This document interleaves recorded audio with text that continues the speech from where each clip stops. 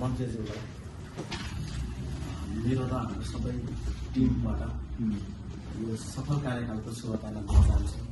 योभन्दा अगाडि तपाईँले धेरै चाहिँ प्रशंसा सुने पनि पहिलोचोटि देख्न र भेट्न पाएँ, त्यसमा पनि म खुसी छु।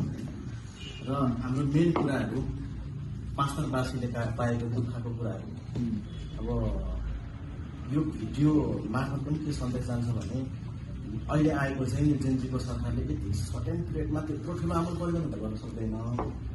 तर पाँचथर जिल्ला चाहिँ सेन्ट्रल जिल्ला हो, त्यस पछाडि तेह्रथुम, धनकुटा, ताप्लेजुङ, इलाम, यसको सेन्ट्रल जिल्ला चाहिँ पाँचथर पर्छ। तर यातायात कार्यालय चाहिँ इलाममा छ। त्यो राजनीतिकको कारणले गर्दा इलाममा पुग्यो, जसले गर्दा हामी तेह्रथुमदेखि 2-3 दिन चाहिँ एउटा बाइकको ट्रायल दिन पनि त्यहाँ जानुपर्ने स्थिति छ।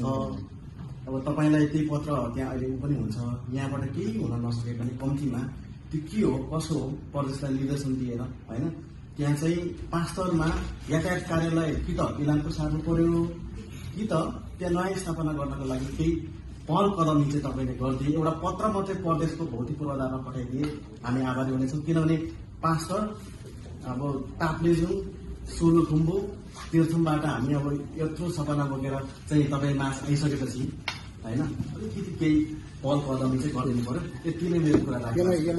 यो चिठी मलाई दिनुहोस्।